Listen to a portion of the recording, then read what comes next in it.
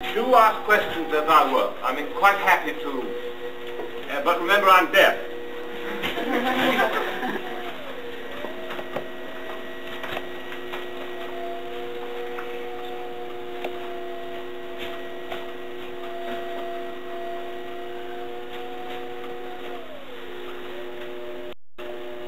First of all, I'm going to make a very simple bowl with the intention of making it reasonably thin and fluting it at a later stage.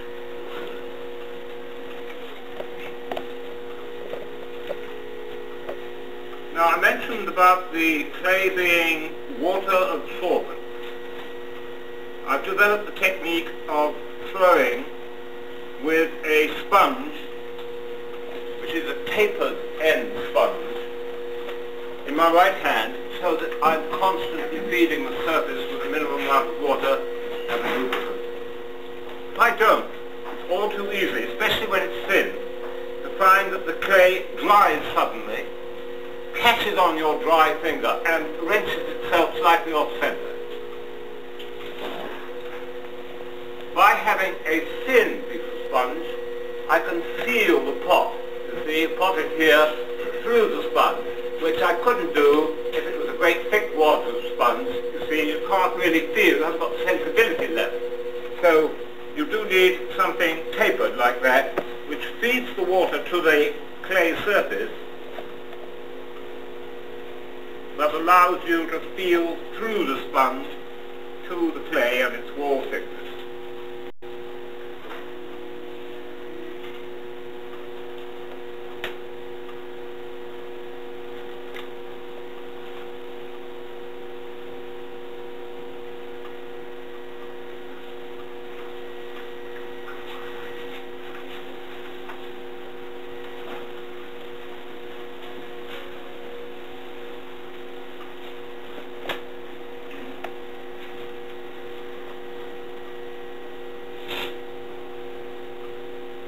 By the way, something you would be advised to do when you get used to this sort of throwing, you'll notice that I am bending down like this, trying to assess the shape of the pot with my head upside down, which is not the best way. I would suggest you have a mirror here. You have a mirror. If you put up a mirror there, you can be looking into that mirror and you can be looking at the profile you're making without getting backache.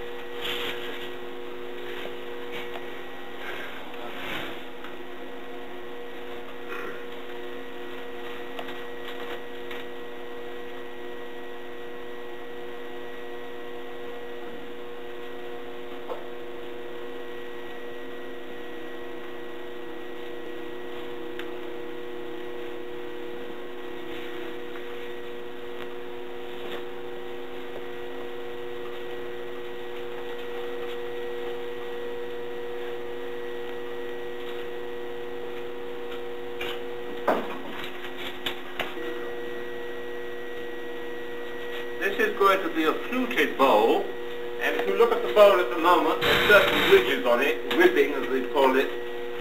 Now, for a fluted bowl, I don't think you want that there, because quite obviously, if you've got ridges all over it, and you're going to put fluting down, you're going to have lines going across due to the ribbing, and lines coming down due to your fluting, and I think in general this produces a sort of contradiction of the effect.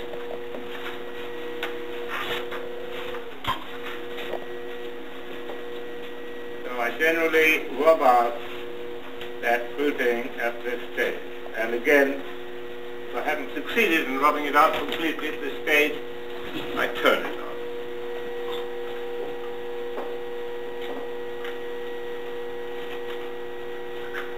When do you do the fluting? When do you do the fluting? I do the fluting after the turn.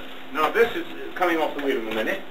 It goes off somewhere to be dried as evenly as possible, and when it's leather hard, before the rim goes white and brittle hard, you have to catch it right. Sometimes I have to put the sponge around the rim to hold it back while it's pushing through drying out. Then I put it upside down on the wheel head and turn the surplus clay away and really at the same time refine the shape. This, when it's finished, will have a much smaller foot and a greater elegance because it's got a smaller foot. And I've changed the shape just a little bit. And then after that, it's ready for fluting. Someone said you're left-handed. Is that true? Right. Are you left-handed? No. You're not. No. You're right-handed. Right-handed. Okay. Are you left-handed? No. Anybody left-handed? No. You prefer to turn the wheel the other way? Yeah. Well, then you do all the other things, back to front. What do you do? Can you turn these wheels to go the other way? Not the brand. Some you can. Yeah, sure you can. It has a reverse position, doesn't it? Yes. Well, then you work on this side, right? You don't want to try and become right-handed. Too late.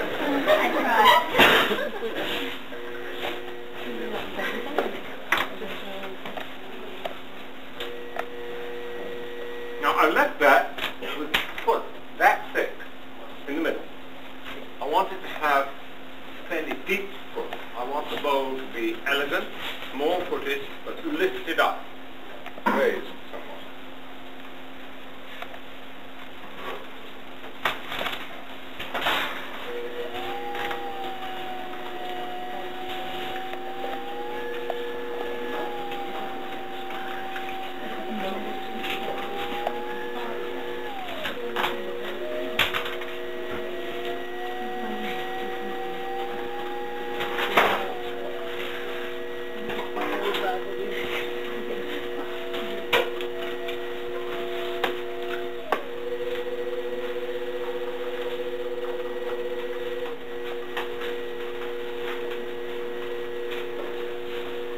Avoid making too obvious ribs on the side.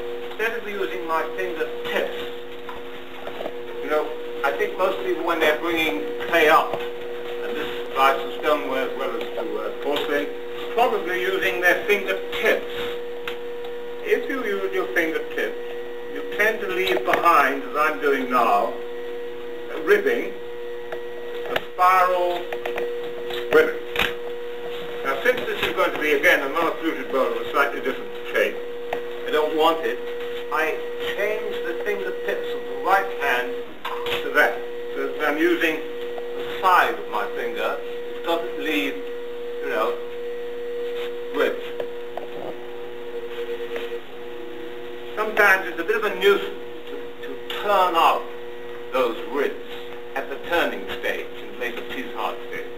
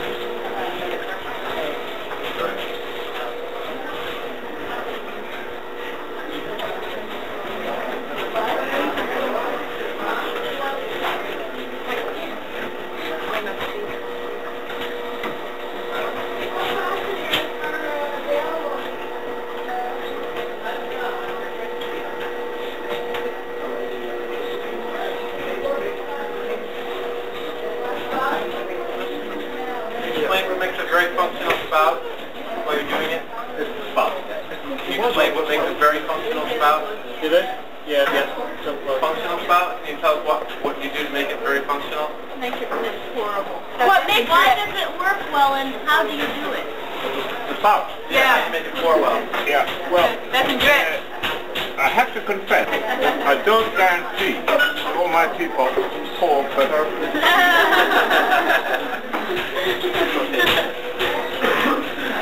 Try hard. And I'll tell you. Oh, it's on now. Thanks. Rob.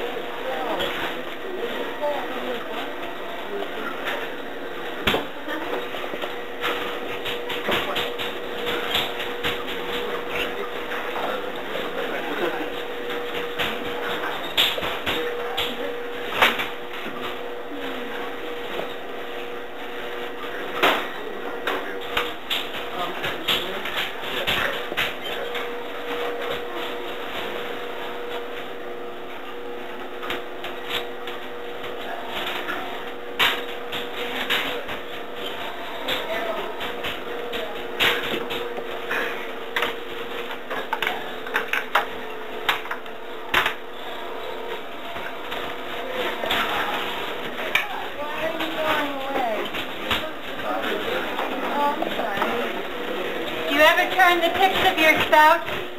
Do you ever turn the tips of the spouts ever? Yeah, I'll tell you when I'm doing it later. This is what somebody was asking about. Yeah. I do that a lot. I told you I do it to the bigger piece.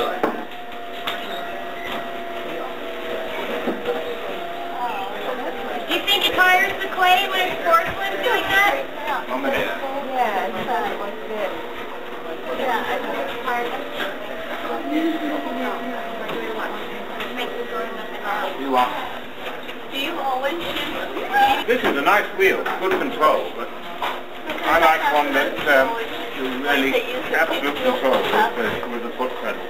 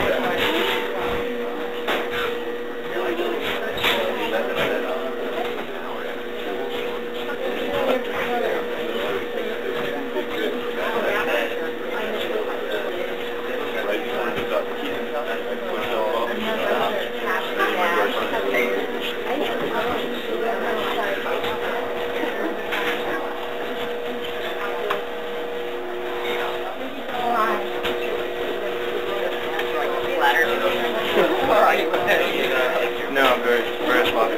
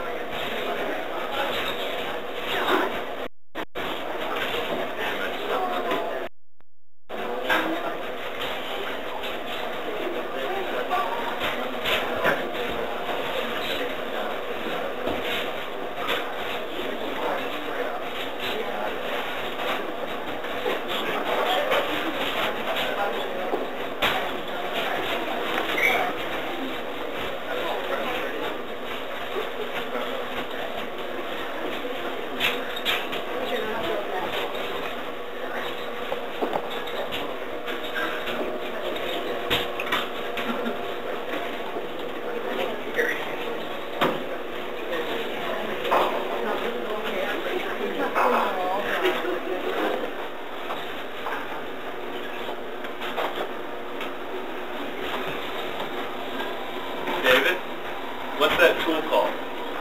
Call? Call. What's the name? Call it a frog wire. A frog wire.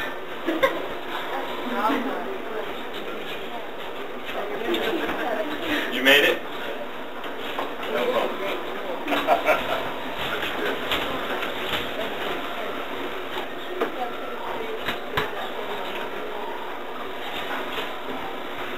Now, this is something that you might not like to watch for a moment.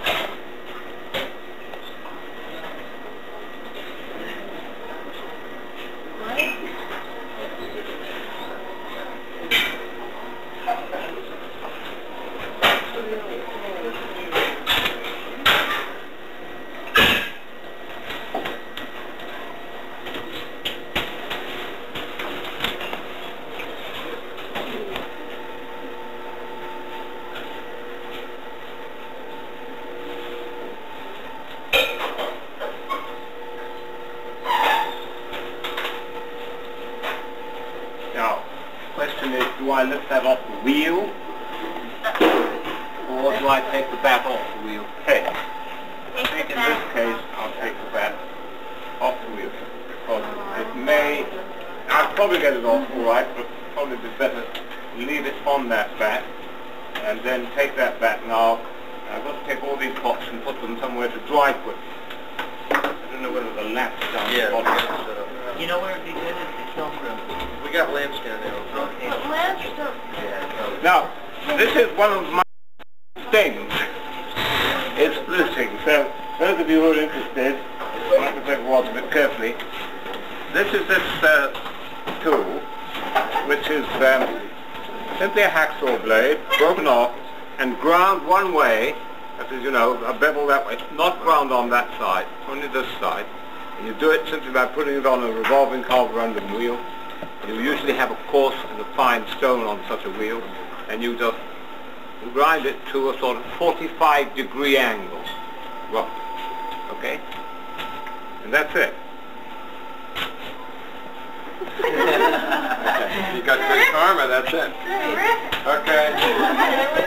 Oh, We failed. Tomorrow. yeah. Tomorrow is the 5th. If Paul Maiello, what? You would have won if you had another ticket. You're cruel, Phil. He is cruel. Sitting on my knee like this, comfortable position. Then the tool is held part of the arc relative to the pot. It's going on to the pot, isn't it? Because you see, I'm making this, my elbow is stuck in there, rigid, and I'm making arc. That helps to steady the actual cutting. It's not quite so loose and freehand, it's sort of quite rigid. Right. And that gives the, what can I call it, the tension into the line. If it was too freehand, that line would be rather wobbly. If you want to get it, as I do, rather tight and exact, then that's the way I do it. So, well, you get a situation where you've got a bowl which has got a curve in it, you know, as you make it, and then that similar curve on a different plane, if you understand me, is being described as part of the fluting. So you get a relationship of curves, the curve of the bowl and the curve of the decoration. Also, and this is something that was not premeditated, happened, you get a little extra pattern forming here at the top, rather like a saw edge, which just comes naturally because that is the angle at which the tool is put in, you see. You're describing that each time, and it makes that additional thing. Now, from my point of view, I find that what you're doing is you've got a major decorative effect, which is the main fluting, and a little kind of subsidiary effect, which is like the subsidiary tune in a piece of music, you know, just a little bit on the side. And since these things have a preconceived design, but it is a design that is coming out of the very process, the very tool, they use the tool, the material, the conditions of the material. And in a way, that kind of design making is, from my point of view, more to be trusted than a rather intellectual imagination applied to a process. I wonder if you understand me. It's the sort of thing you discover, you know, as you do it, rather than premeditate. I'm doing 3 or 4 strokes. Now the first stroke is the major one and the deepest one.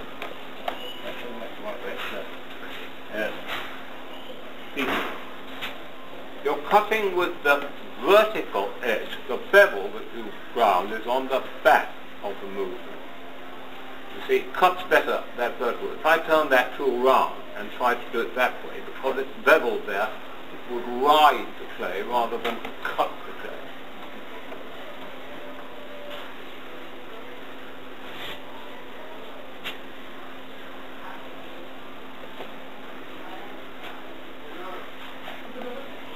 It's a slow process.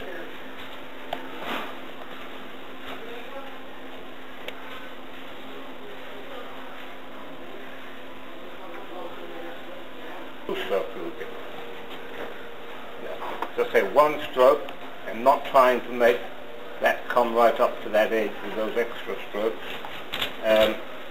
They know it's entirely a personal preference. You can't say one is right and another one is wrong.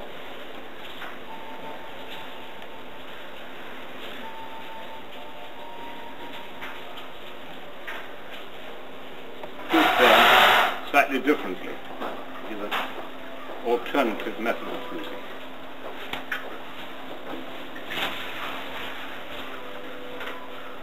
I'm not too concerned that these intervals are exactly the same.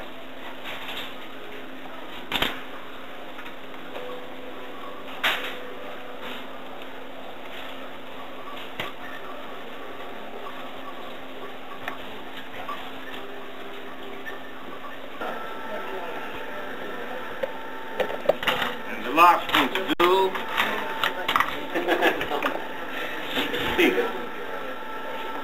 That's a seal made out of porcelain clay, carved in reverse, and biscuit fired to about cone 5,000 degrees. And that is dry, and that's the end of it, except that when it's biscuit fired, I will glaze it probably with a celadon glaze. I have several celadon glazes, various, and I will use one of them to glaze upwards. So that's just a little bit on the fluting process. Certain surfaces hold hot better than others. The aluminum wheel heads. What about plaster? That. I don't like using plaster that, or my tendency is to get some residual clay. What about plastic? I don't plaster. Plastic. It's not very good. You want some performance. I don't know how to get it out of my steel. It works. Now, this teapot, I make functional teapots. I want them to work. I don't want them to be terribly heavy. Now this was strong a bit heavy. I've got to take quite a bit of clay off it to make it lighter, satisfied.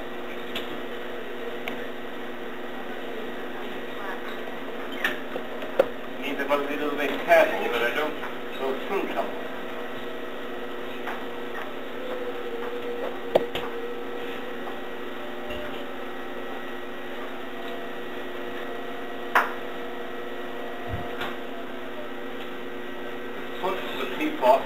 For this teapot shouldn't be very much smaller than that, otherwise you're going to get instability. I'm doing very well today. Can't get to steam.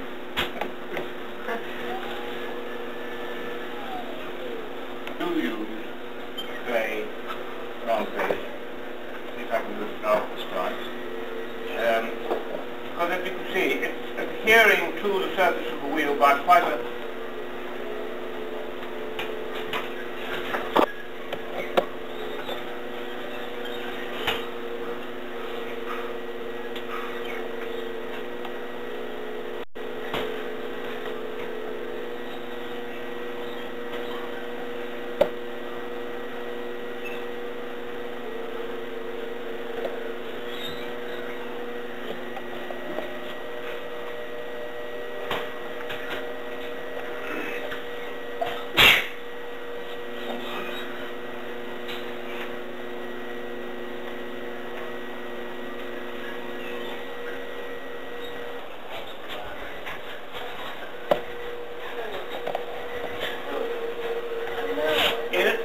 like this, I do a lot of turning.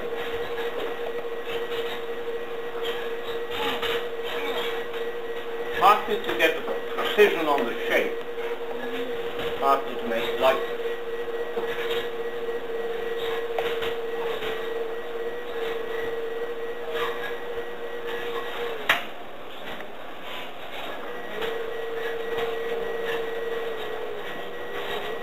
were working with stoneware, would you call it cheating? Would I? Call it cheating to make the shape by trimming rather than on the wheel? I haven't got what I call purist idea. You know, if you ought to get it all done in the turning, not really.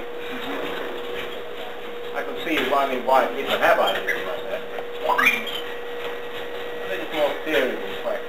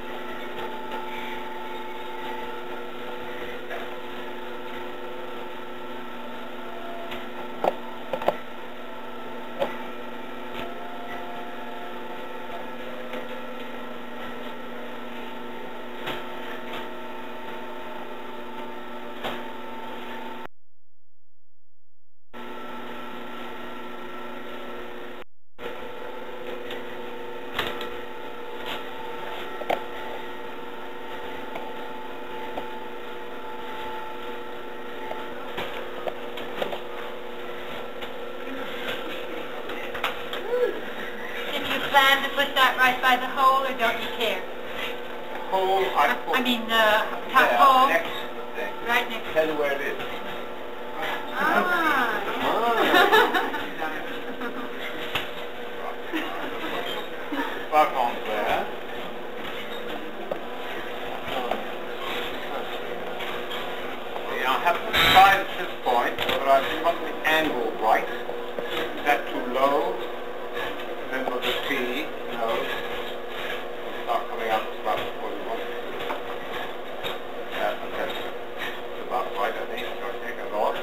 leaves a ring, and I wet it. And then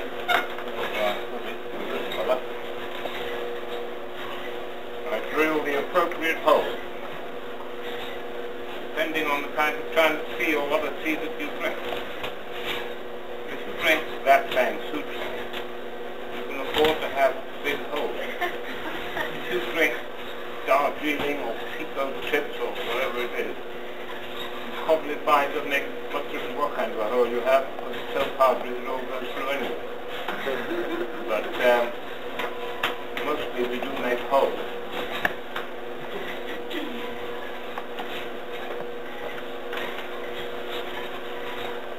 Now, how many? You want enough area in those holes. See if anything in excess of the total area of the size of the hole at the end of the spout. So you can increase the number like this. Usually about that size hole. I don't like this teapot. Great big holes about the size of a finger. People hopefully thinking, keep forgetting why they're putting it there. After all, it's meant to be a strainer. It's a tea leaf. So you see, in making a teapot like this, there's an awful lot of functional consideration. Even if I sell a teapot for $100 or more, and therefore nobody really David? All part of the illogical system by which we function. Why don't you put holes at the bottom?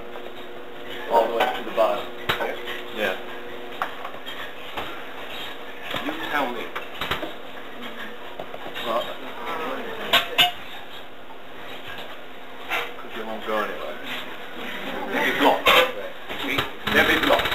So, although you have a total area there, this part is so close to the top by the time you press it all in, it really only holds in the upper half of that hole, that's up here, really opposite.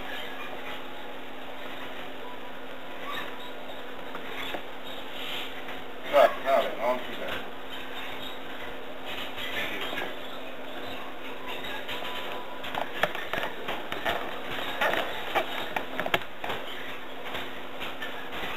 Somebody kindly look to see if anything is drying too much under the lamp.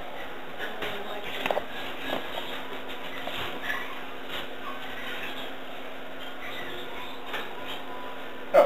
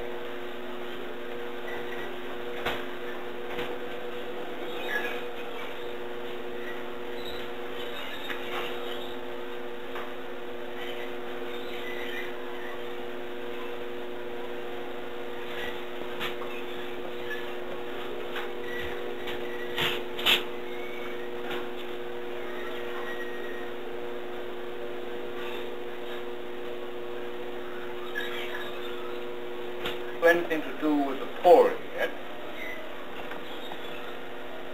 How we try to make it pour.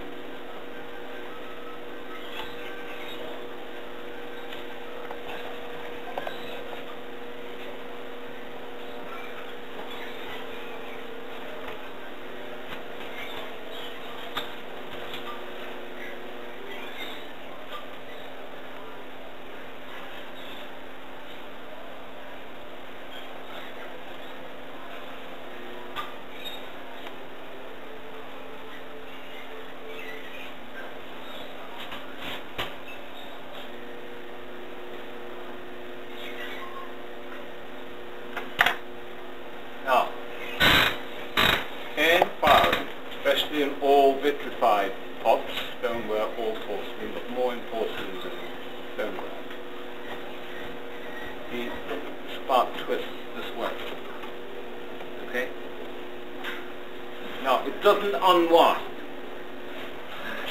It goes on winding.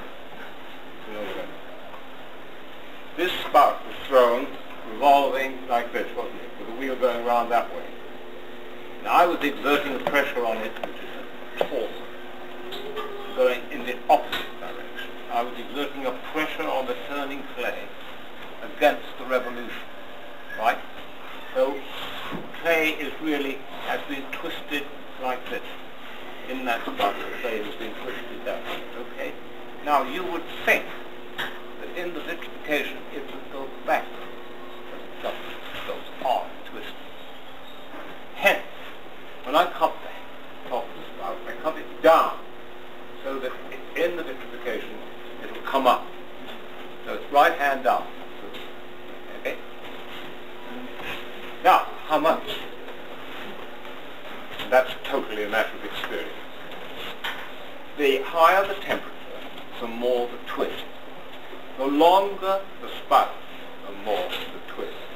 The thinner the spout, the more the twist. Okay? So, three considerations to think of when you're actually deciding how much angle you're going to allow so that it comes up to the flat. Now, we've still not got to what they call the pouring point. You have a thick end there. That isn't going to pour.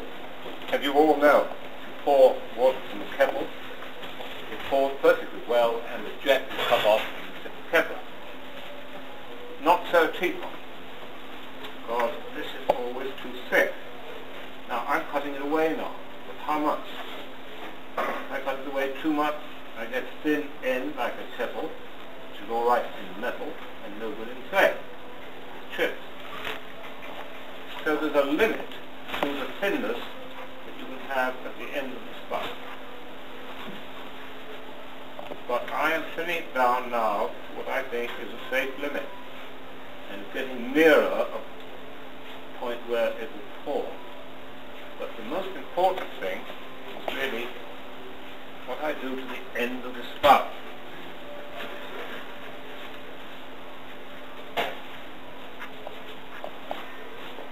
I keep it soft, and I'm now going to tip it down using this tool and pressing a little on the end of the spout and thinning it out finally a little more and tipping it slightly over.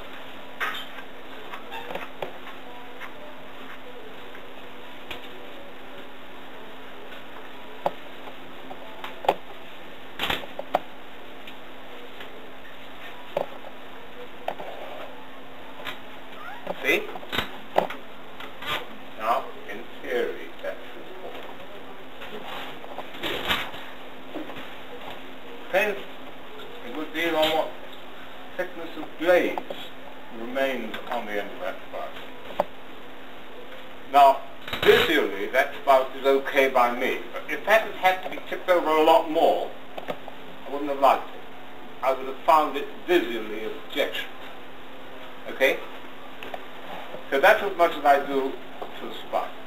Just in passing, I don't know whether any of you in your experience have come across a teapot, a commercial teapot, it's got a little tiny hole just there. This is mostly done in teapots made on the continent, in Europe, or possibly in the States. And it's a nice theory, and this is the theory, that if you have a hole just there, a small hole, you're pouring your tea. When the cup is full, the teapot comes back and the tea that was going into the cup rushes back into the teapot. If there is a little drop that's gone over that edge that would run down the teapot, the capillary action of the little drop whistles it up through the hole and down to the teapot so it doesn't drip. Wonderful idea. It works one time in 100.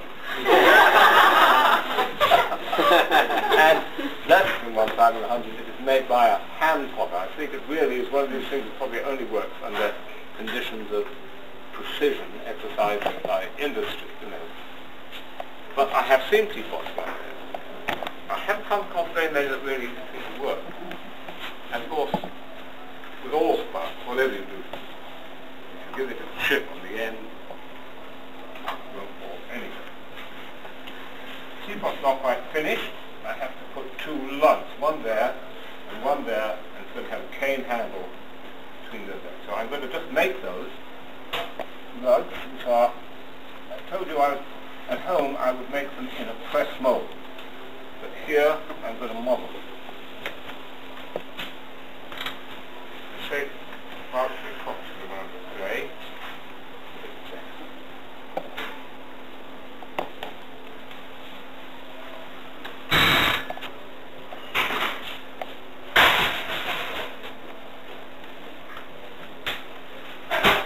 Now, out of that piece of clay, I make two lugs.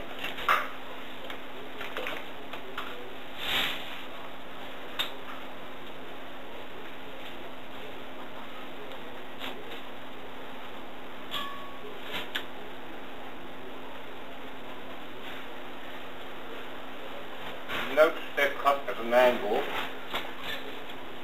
fit the shoulder. Okay. Now, I model them a little more.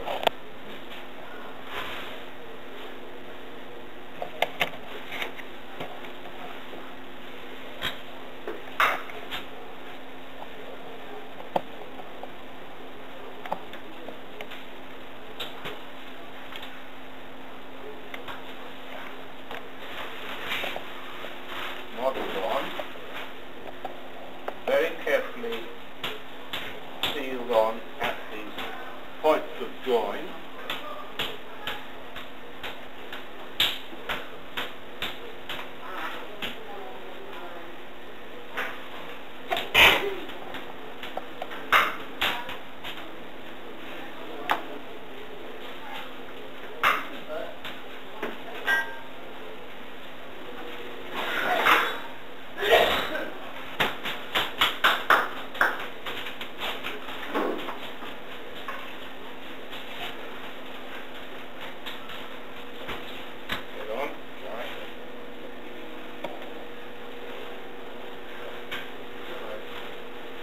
See, the teapots made like this have quite a lot of work.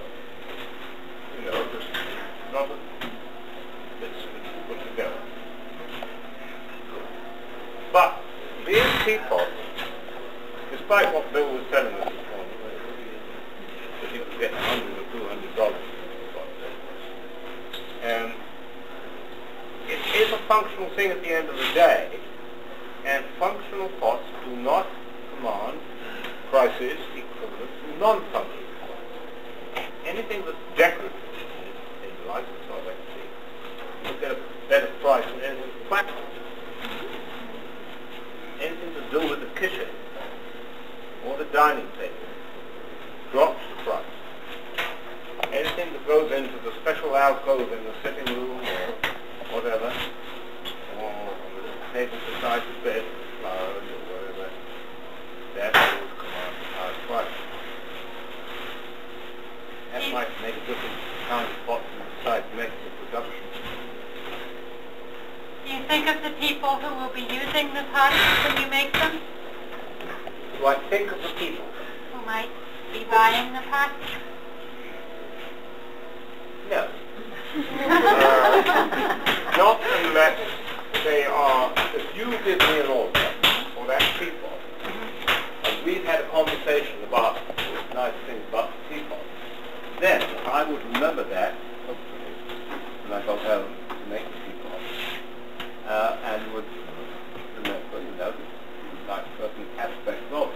But that's because I have a personal connection with you. But if I'm making pots in general, and I think who's going to be using them, and I don't know what their personal preferences are, I just have to make the best of my feeling about the pot for myself, and not in relation to the person.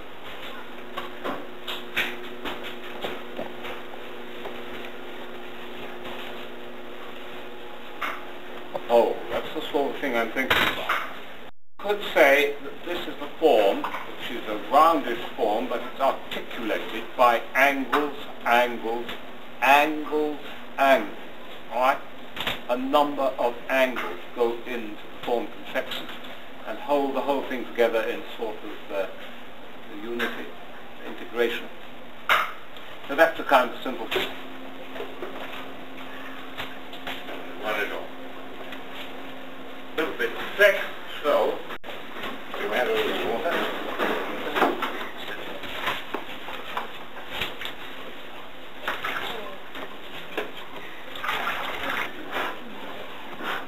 This is pretty thin. There you are. No more than that. That's a little bit shallow, that.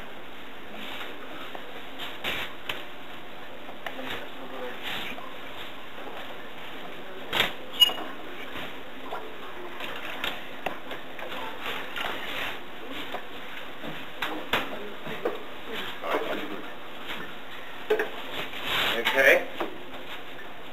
Then with the drops that are on your finger, or afterwards,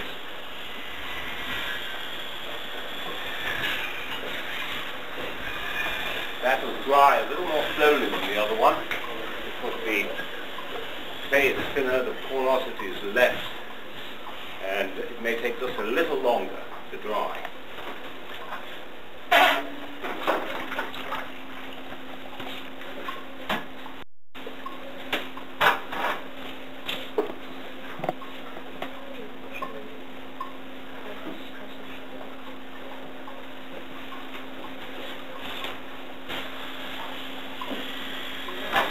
David, do you sponge your pieces off when you're doing a whole bunch of glazing? Or? No, if I'm organised, I'm doing a lot of glazing, and all the same glaze, I would have wax. Either dip the foot in the wax, in the shallow pan, keeping the wax. I mean to clean the piece? To clean, well, then no, that's the wax to stop the glaze from sticking to the foot. Right, but I mean, if your pieces have been sitting out and they get a little bit of dust on them, do you usually sponge it off or just wipe it off with your hand? Or Dust? Yeah. Prior to glazing? Yeah. I just brush it off, blow it off and brush it off. I usually have a brush. So it's not to your advantage to get a piece a little moist before you glaze it? That's a good point. There are some glazes that are better if they are the rim of a bow like that, for instance. I just run a sponge around the rim, just to take away the tendency for the glaze to go a little pinholing all around the edge, you know, and there are little places where the glazing is quite sticking, and you have to then rub it around. You notice that one's not drying. That's simply because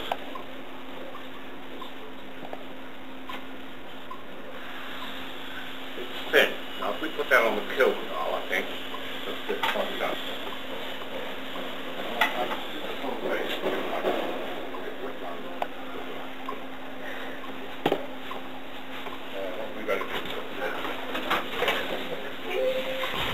Dusted, especially because the comb has gone through the clay and the little granular bits are liable to be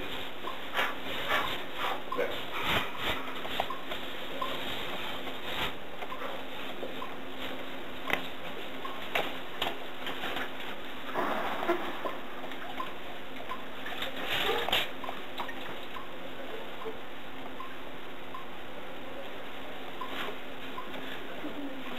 Although I didn't do it, this is the glaze that at home I would sponge the rim very lightly, just round the rim, to take away that dustiness that sometimes causes little bits on the edge where the glazes are sticking. Now the assembly and less of the translucent.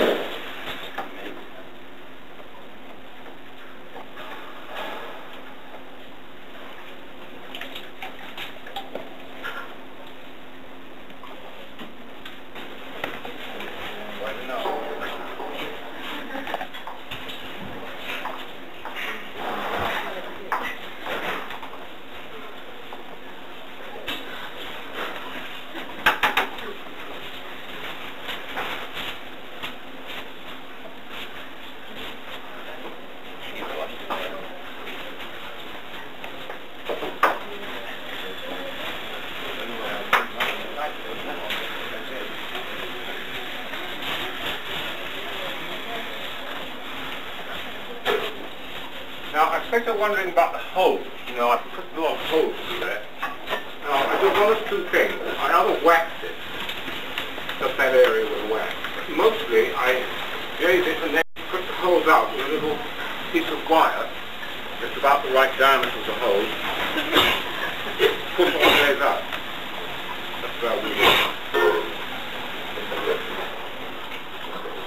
There's no crumbs in there.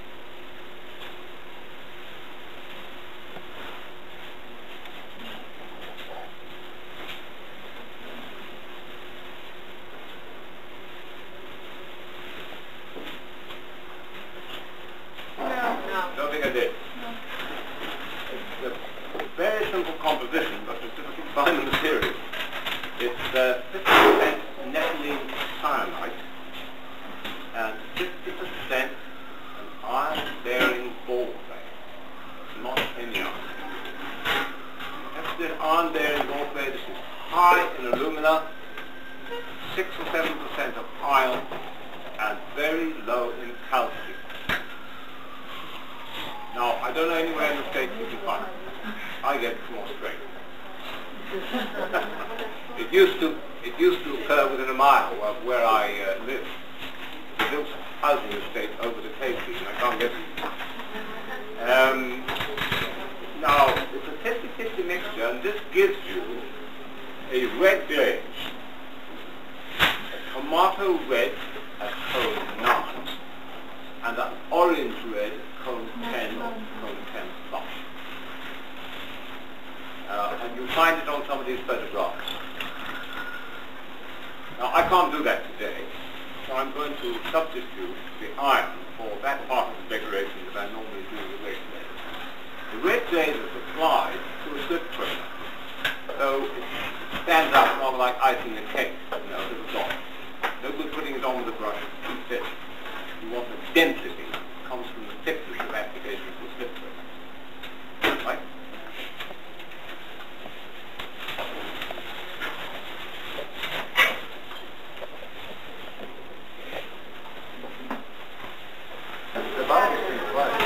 Gentleman's relish. Something they have in the pub lunch. What's that?